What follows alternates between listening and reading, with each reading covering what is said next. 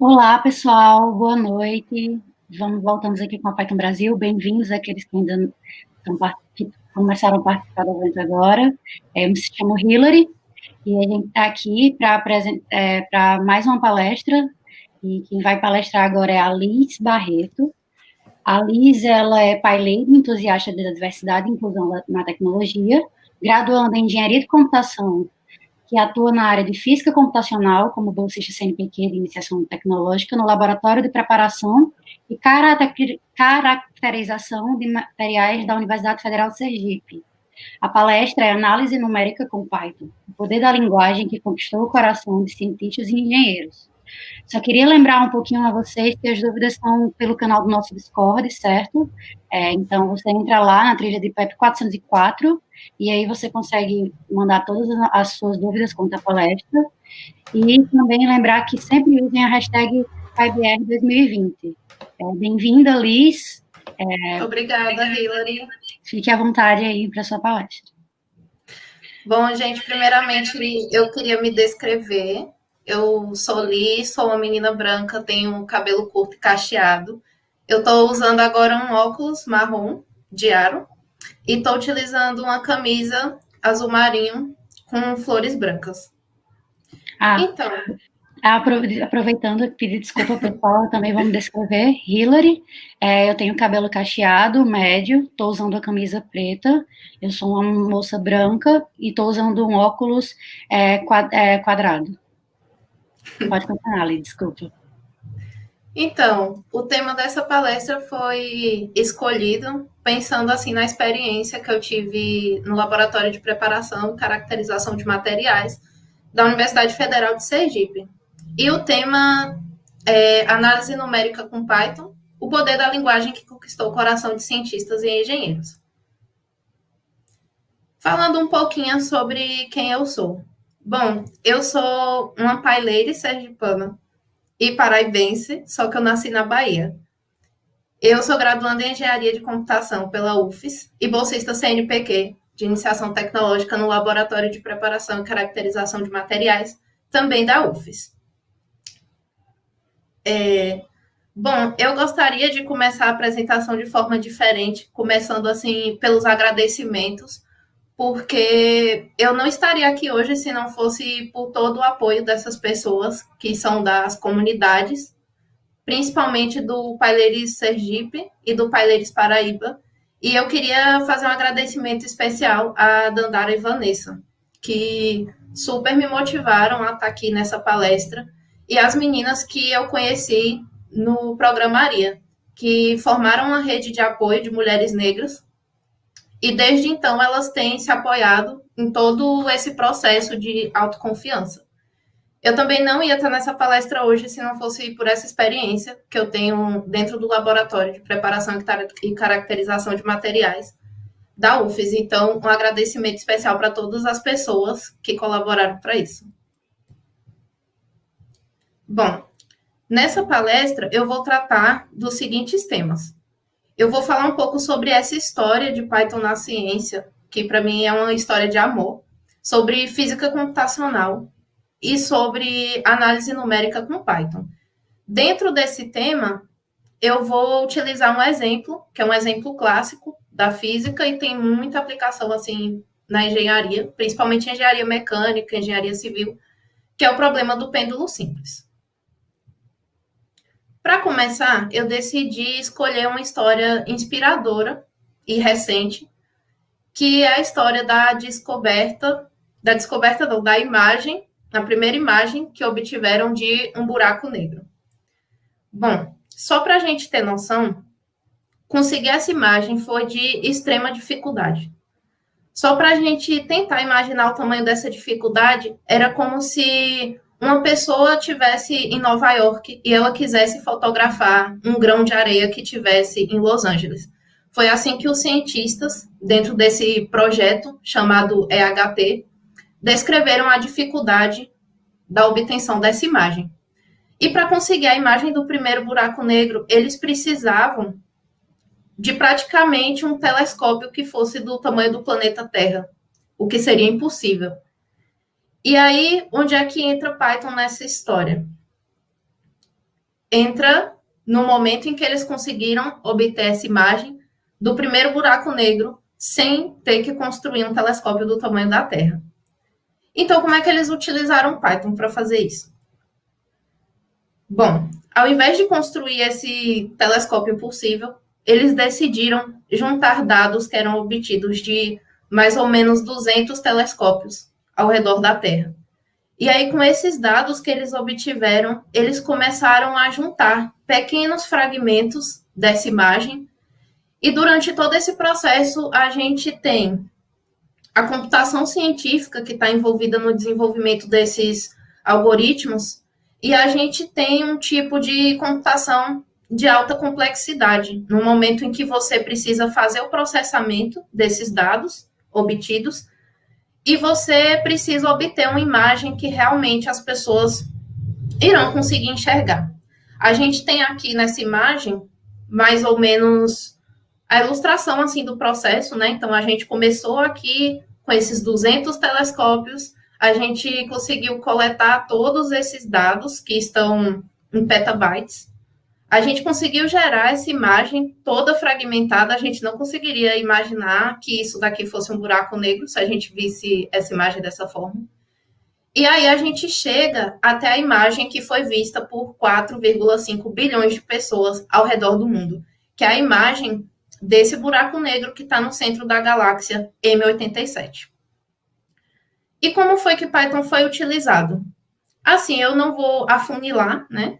Mas eu vou falar um pouco sobre as bibliotecas que estiveram presentes nesse processo da implementação do EHTeam, que é uma biblioteca que eles utilizaram para trabalhar com esses dados e gerar essa imagem que a gente conhece hoje. Bom, a gente tem aqui no centro de tudo a biblioteca NumPy, que foi fundamental, é uma biblioteca utilizada para cálculo numérico. A gente tem a biblioteca de visualização de dados, Matplotlib, uma biblioteca para computação científica chamada SciPy, que está mais ou menos aqui, e a gente tem diversas outras bibliotecas Python, como a AstroPy, que é utilizada por astrônomos e astrofísicos. E essa história é só uma das histórias que me motivou a continuar estudando a minha área de interesse, que é a física computacional. O que é a física computacional? A física computacional, a gente pode ver ela como uma ciência interdisciplinar, onde você utiliza técnicas da matemática munido com várias ferramentas de ciência da computação e dentro de uma aplicação você consegue solucionar problemas. A gente precisaria de alguns conceitos para entender como isso acontece dentro do contexto científico. E aí vamos partir para algumas definições. Como nós sabemos, o universo ele é escrito em linguagem matemática. O que é que eu quero dizer com isso? Bom, vamos pensar da seguinte maneira. Você tem um universo que não é estático, você tem um universo totalmente dinâmico, e com isso você tem várias variações, você tem movimento, você tem energia. E para você descrever isso, você precisa de equações, certo? Partindo desse pressuposto, que o universo não é estático e sim dinâmico, a gente pode expressar o movimento através dessas funções. Eu vou chamar algumas dessas funções de derivadas, certo? Eu não vou entrar num tipo de abordagem matemática ou geométrica. Eu vou explicar a derivada para vocês mais ou menos da seguinte forma. Você imagina que você tem uma partícula em determinada posição xt, que nesse gráfico está sendo representado pela função magenta. E aí, você quer obter, através da posição, a velocidade. O que você precisa fazer para conseguir a velocidade é o que eu vou definir como uma derivada. A derivada, no caso, seria a variação da posição. Por exemplo, você tem um carro num instante t, em determinada posição x, quando esse carro anda, digamos que dentro de um movimento retilíneo, você tem ganho de velocidade. Então, você tem essa derivada de x em relação a t. Lembrando que isso daqui é a notação de Leibniz, ela não é uma fração. A gente não pode enxergar essa notação como uma fração, certo? E aí, o que é que acontece se eu variar a velocidade? Eu tenho a aceleração. Então, a minha aceleração, ela pode ser definida como uma taxa de variação instantânea da velocidade. Mas lembra que a velocidade era a taxa de variação instantânea da posição? Então, é a mesma coisa que eu dizer para vocês que eu derivei 2 vezes a posição em relação ao tempo. Aqui a gente tem, nesse gráfico, em magenta a posição, a gente tem a velocidade representada por essa curva verde e a aceleração pela curva azul. Com essas derivadas, nós podemos formar equações diferenciais, que basicamente são equações que contêm derivadas. E só para a gente, assim, conseguir imaginar o que essas equações fazem. Essas equações, elas modelam diversos problemas de diferentes áreas. Desde engenharia, física, biologia, economia, ciências sociais aplicadas de forma geral. E eu vou utilizar um exemplo para a gente ver o que seria essa equação. Bom, essa equação diferencial, eu não vou entrar no mérito de explicar a classificação dela, mas é uma equação que representa o crescimento populacional. É muito conhecida também como modelo de Malthus ou modelo malthusiano. Então, o que acontece?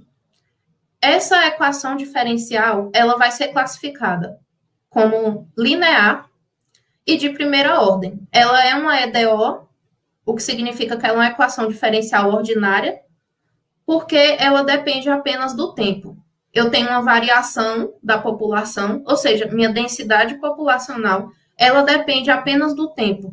Se eu dependesse de outro fator, isso não seria uma EDO, seria uma EDP, que eu não vou também entrar nesse mérito da classificação. Então, nós temos aqui que ela é de primeira ordem, porque se você perceber, lembra daquela função de aceleração? A gente tinha derivado 2 vezes a nossa posição. Aqui, se vocês perceberem, a gente não tem um índice indicando quantas vezes aconteceu essa derivada. Então, a gente vai assumir que estamos falando de uma EDO de primeira ordem. Então, a gente consegue encontrar soluções para essas equações. Essa daqui é uma equação simples, que pode ser...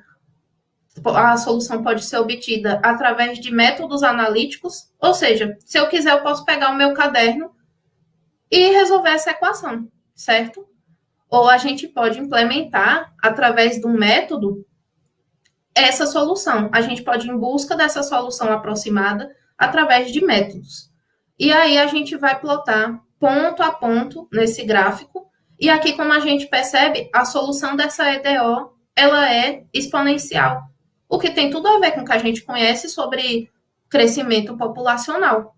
A gente poderia ter essa taxa de crescimento com um lambda maior que 0, ou a gente poderia ter o decrescimento também dessa população, com lambda menor que 0. Então, todas essas equações diferenciais, elas possuem solução analítica? Bom, nem sempre. Elas podem possuir uma difícil solução analítica ou podem nem mesmo ter solução. Então, como é que a gente consegue resolver esse problema dessas soluções que não podem ser encontradas simplesmente pegando uma folha de papel e obtendo soluções aproximadas? Bom, é aí que a gente entra nesse aspecto da matemática, numa área que se chama análise numérica. Essa área, ela não é recente, ela vem sendo utilizada por matemáticos há muito tempo, e só para vocês terem noção, é uma área que se baseia em encontrar aproximações. Bom, essa pedra aqui, essa tabuleta, por exemplo, ela é uma das primeiras da história em que a gente tem essa referência sobre aproximações, em que os antigos babilônicos utilizavam para encontrar a aproximação sexagesimal da raiz quadrada de 2. Eu sei, parece maluco você pensar num cara com uma pedra tentando encontrar a raiz de 2, mas as aproximações, elas resolvem muitos problemas. Basta você pensar nos problemas que a gente tem de economia e engenharias. E a gente também pode encontrar soluções dessa maneira, em que a gente vai plotar os gráficos com as iterações que a gente consegue. A gente pode ver aqui nessa tabela, por exemplo, o método da bissecção. Esse é o método mais simples, ele não é utilizado para resolver equações diferenciais. Ele resolve apenas funções. Por exemplo, eu quero encontrar a raiz real de uma função real. Eu consigo obter através desse método. Esse método, ele converge na 15ª iteração. Então, eu posso fazer isso no papel? Sim, eu posso. Eu pego a minha calculadora e faço esse cálculo a cada iteração. E aí, depois, eu vou fazer o seguinte, eu vou plotar cada ponto. A gente vê aqui que a gente tem 15 pontos aqui no CN relacionados a f de CN. Então, a gente pode plotar o gráfico. Mas imagina, e se eu tivesse que fazer 10.000 iterações? Seria absurdo eu passar o dia inteiro numa calculadora científica com papel tentando encontrar essas aproximações. Então, não é dessa forma que a gente consegue resolver esse problema.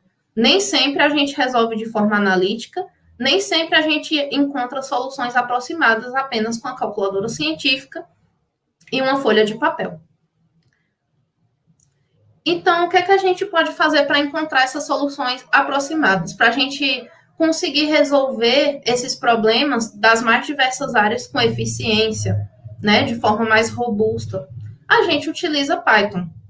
Algumas pessoas, elas utilizam softwares pagos, mas aqui eu venho chamar a atenção para esse fato de que a gente consegue resolver problemas complexos, a gente consegue resolver problemas difíceis apenas utilizando Python.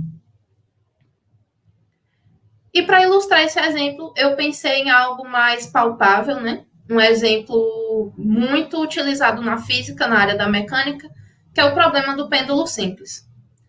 Só para vocês entenderem, o pêndulo simples, ele é muito utilizado no estudo do movimento oscilatório. E o que é esse movimento oscilatório? Só para a gente pensar, ele está presente em diversos fenômenos do nosso dia a dia. Por exemplo, quando você pensa no calor, o que vem na sua mente? Ondas de calor. Geralmente você já olhou em algum ponto do horizonte, alguma vez na sua vida você olhou para a estrada e conseguiu ver essas ondas de calor. E aí o exemplo mais palpável que eu trouxe é o exemplo das oscilações, né, da formação dessas ondas, quando você tem vibrações de cordas. Por exemplo, quando você toca um violão, essa corda vibra, então o som é produzido, e a partir dessas vibrações, você consegue obter séries harmônicas e elas podem ser estudadas através de uma análise de suas características espectrais. Mas voltando lá para o problema do pêndulo, que é o problema que a gente tem interesse. Quais são as grandezas físicas envolvidas nesse tipo de problema? Vamos parar para pensar um pouquinho. No problema que eu dei de posição de um carro, a gente tem um movimento retilíneo, certo? Você tem, dada a posição X em um instante T, só que agora no pêndulo, se a gente parar para pensar, como um pêndulo se move? Você tem uma haste, né, que aqui está sendo representada por esse fio, e aí você tem esse objeto de massa M. Como ele se movimenta? Ele se movimenta em arcos de uma circunferência. Então, essa posição ela não pode ser dada como X. A gente vai chamar essa posição de θ. Θ é o ângulo, então θ corresponde à minha posição. Onde é que o pêndulo está? Ele está em 0 graus, por exemplo. E aqui a gente tem essas duas grandezas utilizadas para a gente entender esse comportamento, onde nós temos aqui no eixo X o tempo e temos no eixo Y a amplitude. Essa frequência seria como se fossem ciclos, né? A gente pode ver como ciclos. Você tem aqui a baixa frequência. Veja que a baixa frequência ela tem menos ciclos em relação ao tempo do que a alta frequência. Na alta frequência você tem muitos ciclos. E aí você tem a amplitude, que é o eixo Y. A amplitude nada mais é do que essa posição. A posição do pêndulo pode ser considerada essa amplitude. E aí, a gente não tem, como a equação do pêndulo, uma tão simples quanto aquela do modelo malthusiano, do crescimento populacional, né? Da dinâmica populacional. Ela é uma equação mais complexa, talvez por não ser linear. Então, a gente tem aqui que ela é um EDO de segunda ordem. Vejam que ela tem esse índice 2. Significa que ela é de segunda ordem. E aí, o que acontece?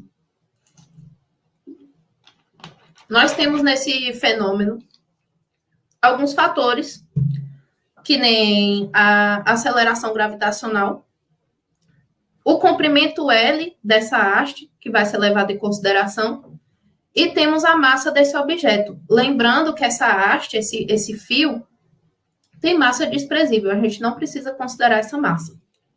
Para a gente conseguir encontrar essa solução, a gente vai ter que partir para algumas simplicidades. E para isso a gente vai fazer esse fator G sobre L, que é a aceleração gravitacional sobre o comprimento do pêndulo, igual a 1. Quando a gente faz isso, o que é que a gente obtém? A gente obtém que a aceleração angular vai ser definida apenas por menos seno θ. Então, assim fica mais fácil. A gente eliminou esse fator, porque ele era uma constante. Se a gente parar para pensar, né? É uma constante isso daqui. E a gente agora vai trabalhar com a equação diferencial ordinária de ordem 2, que depende apenas do θ. Aqui eu trouxe algo bem interessante para a gente ver como é que podemos encontrar essa solução, né? Podemos encontrar a resposta utilizando o Python. Então, eu deixei aqui um Google Colab.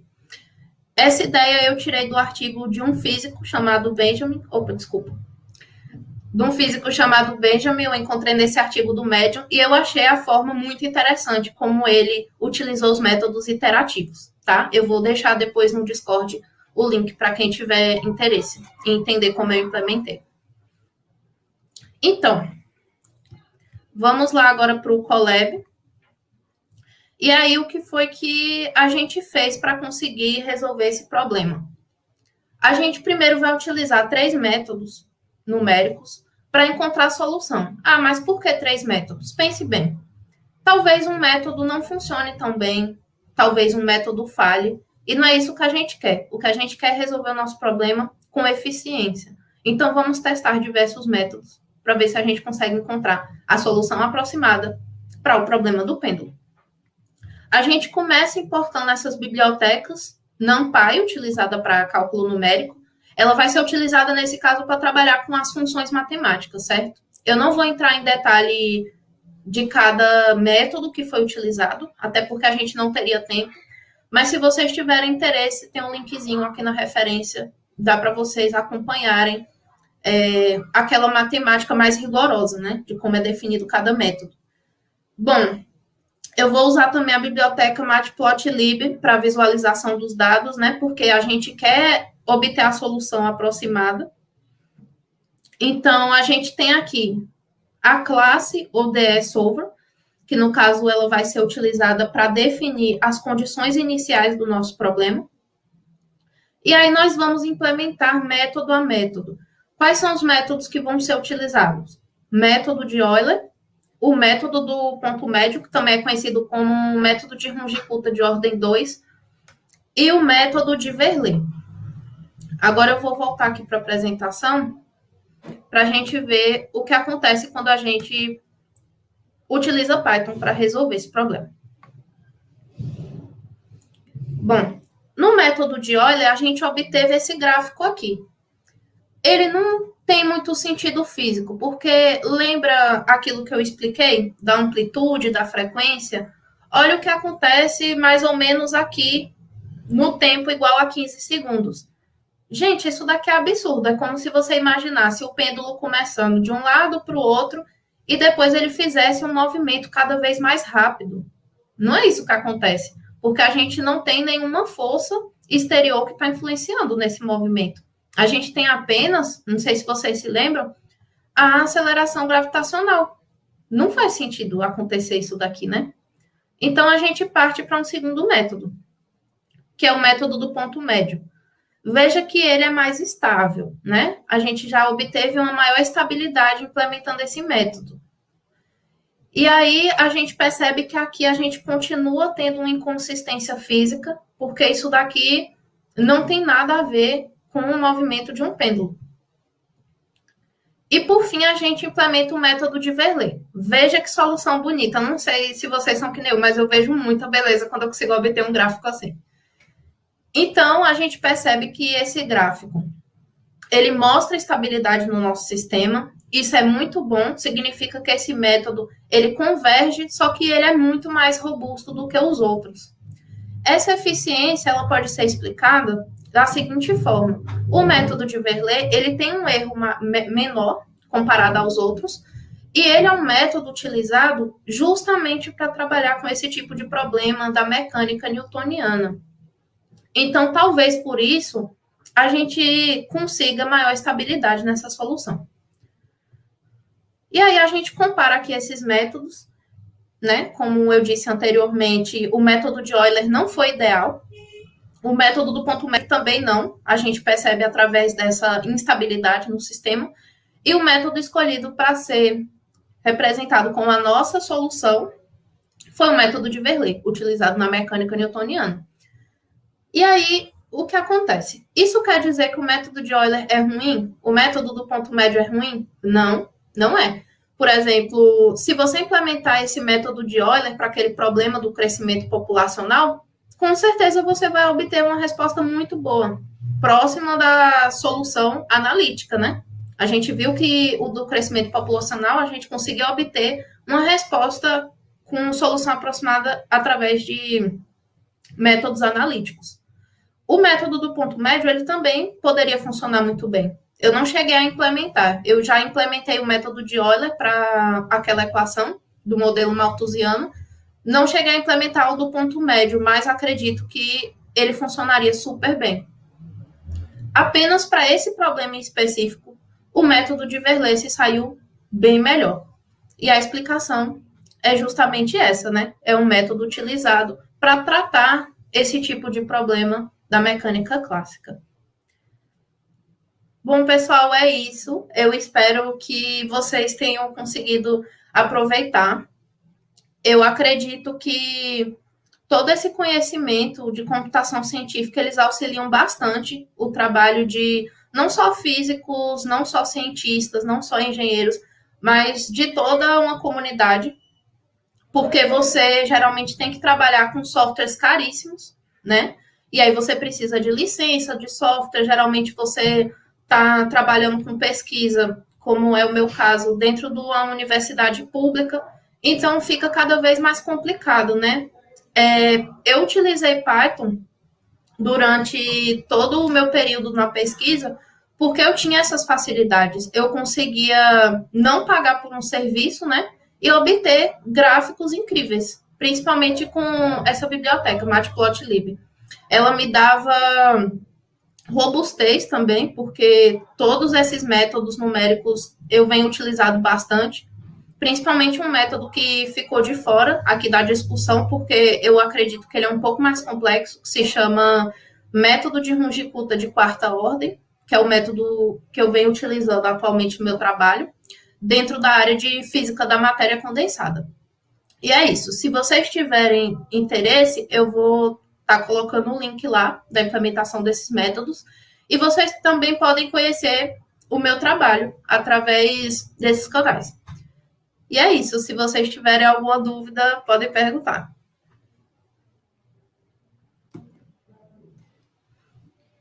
Obrigada pela palestra, Liz. Foi muito boa. E a gente tem algumas perguntas no Discord. A primeira é da Dandara. Ela está perguntando em quais áreas práticas é possível aplicar esse método. Quais dos métodos específicos? Eu vou falar assim de todos no geral. Então, a gente pode utilizar nas áreas da saúde, a gente pode utilizar em praticamente todas as engenharias, porque, por exemplo, esse problema do pêndulo, a gente está tratando de uma maneira assim mais simples, mas imagina na engenharia mecânica ou na engenharia civil o quanto de problema isso não resolve. E acredito que na área da saúde tem suas aplicações, porque se a gente parar para pensar em fluxo sanguíneo, por exemplo, eu acredito que tem equações que modelam esse tipo de transporte de fluidos, e eu nunca entrei assim nessa área de sociais aplicadas, mas como eu já vi algumas equações das áreas de ciências econômicas, eu acho que esses métodos podem auxiliar bastante também, encontrar soluções para alguns problemas de oscilações, coisa que a gente vê, inclusive, que acontece na Bolsa de Valores. Por exemplo, você tem oscilações. Eu não sei quais são as equações que modelam esse tipo de comportamento, mas eu acredito que para eles tem muitas aplicações. Pronto, a próxima pergunta é da Tatiana Dama, e ela pergunta quais as bibliotecas do método de Vellet. Então, eu utilizei para todos esses métodos a biblioteca NumPy, que já trabalha com cálculo numérico, e utilizei Matplotlib para fazer essa visualização dos dados obtidos. Certo, tem mais uma pergunta do João Pimentel. Ele agradece a palestra e pergunta se os físicos que já usavam outras ferramentas como o MATLAB costumam rejeitar a ideia de usar Python, ou se eles aceitam de boa. Eu percebo que eles têm se aberto cada vez mais, porque eu acredito que é um desafio para a comunidade de cientistas trabalharem com softwares que precisam de licença. E eu acredito que isso tenha acontecido, essa abertura, justamente porque Python tem algumas bibliotecas onde é possível até mesmo você trabalhar com MATLAB. Eu descobri um dia desses que você pode utilizar MATLAB com Python e fiquei assim, tipo, minha cabeça explodiu. Eu não sabia, senão eu já teria aprendido antes. E tem essa biblioteca SciPy, que foi até utilizado nesse caso da obtenção da primeira imagem do buraco negro, que eu acredito que é uma biblioteca que tem muito a oferecer. Eu acredito que a comunidade científica ela está se abrindo a essas opções. Tem algumas pessoas que elas são mais conservadoras, elas não querem aprender a programar em Python para resolver esse tipo de problema. Mas eu acho que o pessoal que está chegando em diversos projetos, eles têm se aberto muito mais do que o pessoal assim que está há mais tempo. Mais uma pergunta da Vanessa Cidrim. Como você vê no futuro o uso de Python na física? Então, eu acho que o futuro já está sendo agora, porque tem algumas áreas da física que eles não conseguem trabalhar de forma não computacional. A gente tem a física teórica, mas cada vez mais ela tem se fundido à física computacional. E a gente pode ver isso na mecânica quântica, por exemplo. Você tem que fazer diversas simulações quando você está trabalhando em coisas que você não vê. E isso a gente pode imaginar que está dentro do universo quântico, mas também está no universo extragaláctico, porque você também não consegue enxergar. Esse exemplo do buraco negro, eu acho que é algo que a gente pode ver como o Python já está sendo utilizado agora. Porque imagina como é que seria para esse pessoal. Sei lá, eles nem conseguiriam, na verdade, obter essa imagem, porque eles tinham que construir um telescópio do tamanho da Terra, isso é impossível. E aí, através dessa mineração de dados e tudo mais, eles conseguiram obter esses fragmentos de imagem, juntaram e a gente conseguiu visualizar e às vezes nem pensa tudo que rolou por trás, né? A dificuldade que foi conseguir essa imagem. Mas eu acho que é isso, já está sendo utilizado. Bom, tem mais pergunta aqui também, é do Dalton. Ele fala que a biblioteca no Python já possui alguns desses métodos implementados. Por que é mais vantajoso reimplementar eles? Então, às vezes a gente implementa a nível assim de conhecimento da técnica. Eu acho muito complicado, às vezes, a gente já começar utilizando tudo que a gente tem de biblioteca, porque, sei lá, vamos pensar assim da forma mais simples. Quando você aprende a programar, imagina se você já começa programando utilizando todas as bibliotecas Python, né? Tem muita coisa assim que você não ia conseguir aprender e um dia se você tivesse um bug, você não ia conseguir entender de jeito nenhum o erro que foi gerado. Eu acho que quando a gente começa implementando esses métodos, a gente também consegue ter um aporte teórico muito melhor, porque você estuda a matemática e geralmente nesses livros de análise numérica eles vão disponibilizar para você um pseudocódigo, e aí eles motivam você, inclusive, a fazer da sua maneira. Você pega como base esse pseudocódigo, implementa, vê se funciona. Tem alguns ajustes também que eu acho que você pode fazer quando você implementa manualmente, que você não faz utilizando diretamente os métodos das bibliotecas. Por exemplo, eu quero diminuir o erro, eu quero diminuir a tolerância, eu quero diminuir alguns desses fatores. Então, se eu faço isso manualmente, eu consigo mexer em praticamente tudo. E eu acho isso muito legal. Até hoje, dificilmente eu utilizei as bibliotecas para obter uma solução imediata, porque eu sempre dei preferência a essa implementação dos métodos justamente por isso, a nível de aprendizagem e de obter alguns parâmetros que talvez eu não consiga obter com as bibliotecas.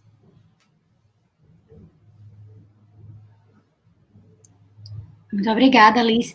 Tem um comentário aqui do Glauco, que ele diz que agradece pela palestra, e ele resume bem o que eu consegui enxergar dessa palestra também. Você conseguiu simplificar um tema complexo, dando uma ideia geral do problema. Então, a gente agradece pela tua palestra, certo? Se alguém tiver mais alguma pergunta e que não tenha colocado agora, o Discord está aí. Eu acredito que a Liz vai entrar lá na trilha do Discord também para poder responder algumas perguntas ou mais algumas dúvidas, certo?